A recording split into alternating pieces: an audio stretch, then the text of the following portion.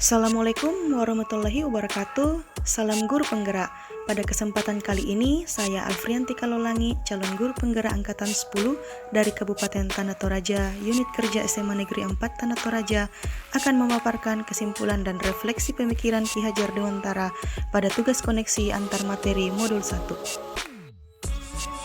Saya akan merefleksikan diri saya melalui 3 pertanyaan, yaitu yang pertama, apa yang saya percaya tentang murid dan pembelajaran di kelas sebelum saya mempelajari modul 1? Yang kedua, apa yang berubah dari pemikiran atau perilaku saya setelah mempelajari modul ini? Dan yang ketiga adalah apa yang dapat segera saya terapkan lebih baik agar kelas saya mencerminkan pemikiran Ki Hajar Dewantara. Saya percaya tentang murid dan pembelajaran di kelas sebelum saya mempelajari modul 1 bahwa guru mendominasi pembelajaran atau teacher center, di mana dalam pembelajaran saya terlalu banyak menjelaskan sehingga siswa hanya duduk diam dan mendengarkan. Yang kedua, pembelajaran terfokus pada ketercapaian materi dan KKM atau mengutamakan aspek kognitif anak saja. Padahal saya sering lupa bahwa pendidikan bukan hanya soal mentransfer ilmu saja, tetapi sejatinya ada aspek lain yang harus diperhatikan dalam belajar. Yang ketiga, guru kurang memahami karakteristik anak. Saya cenderung menyamaratakan kemampuan anak dengan melakukan pembelajaran yang sesuai dengan zona nyaman saya, tanpa memperhatikan perbedaan anak. Yang keempat, siswa pasif dan motivasi belajar siswa rendah. Saya sering merasakan saat saya menjelaskan materi, mereka lesu dan tidak bersemangat. Kemudian saya menanyakan kepada anak-anak apakah ada pertanyaan, mereka hanya diam.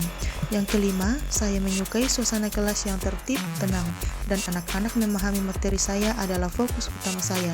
Yang keenam adalah saya terlalu memaksakan anak-anak menyukai mata pelajaran yang saya ampu, yaitu matematika, padahal mereka tidak mampu dalam memahami secara keseluruhan.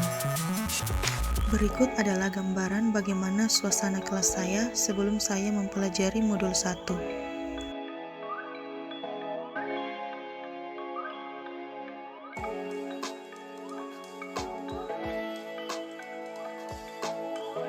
Setelah saya mempelajari modul 1, yang berubah dari pemikiran saya adalah yang pertama, guru bukan merupakan satu-satunya sumber belajar.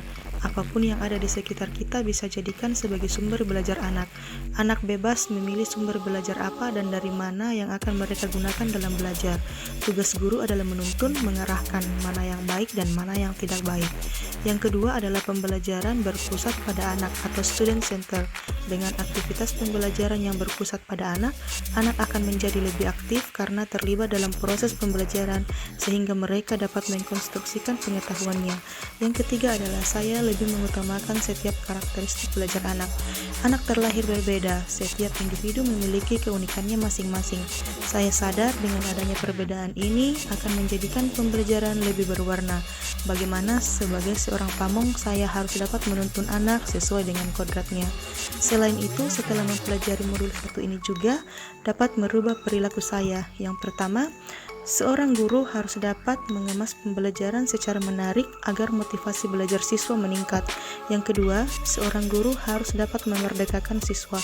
Salah satu contohnya adalah memberikan kebebasan kepada anak untuk menyelesaikan setiap tugas sesuai dengan minat, bakat, dan kreativitas masing-masing. Dan yang ketiga adalah sebagai seorang pendidik harus lebih cermat, melihat bakat anak melalui observasi, wawancara, dan juga pendekatan personil agar kita lebih dekat dengan anak. Kemudian, agar kelas saya mencerminkan pemikiran Ki Hajar Dewantara, penerapan yang akan segera saya lakukan di kelas antara lain yang pertama, merancang pembelajaran yang interaktif dan menyenangkan dengan melibatkan peserta didik. Yang kedua, menerapkan pembelajaran berbasis kearifan lokal dan budaya setempat. Hal ini penting kita terapkan kepada anak-anak saat ini mengingat perkembangan iptek. Banyak sekali anak-anak yang hilang nilai budayanya. Di sini saya sebagai seorang guru berusaha memberikan penerapan materi terhadap kehidupan sehari-hari anak sesuai dengan kearifan lokal budaya setempat. Yang ketiga, menerapkan konsep merdeka belajar dan mengintegrasikan setiap pembelajaran dengan pencapaian profil pelajar Pancasila. Konsep merdeka belajar mengajarkan kita bagaimana seorang pendidik dapat memberikan kebebasan kepada anak untuk dapat bereksplorasi atas pengetahuannya agar mampu menghasilkan ide-ide kreatif dan inovatif dari mereka. Yang keempat, pembelajaran yang mengutamakan aspek budi pekerti. Pembiasaan-pembiasaan baik akan selalu saya teladankan kepada siswa saya tentang bagaimana mereka bersikap agar menjadi pribadi yang lebih baik. Yang kelima, tidak lagi menuntut tetapi menuntun. Kita sebagai seorang guru berperan sebagai among dalam penerapannya di kelas sesuai dengan pengajaran dan pendidikan dari Ki Hajar Dewantara. Kita dapat menerapkan pola ASI, ASU, dan ASA. Dan yang terakhir adalah pembelajaran yang sesuai dengan kodrat alam dan kodrat zaman.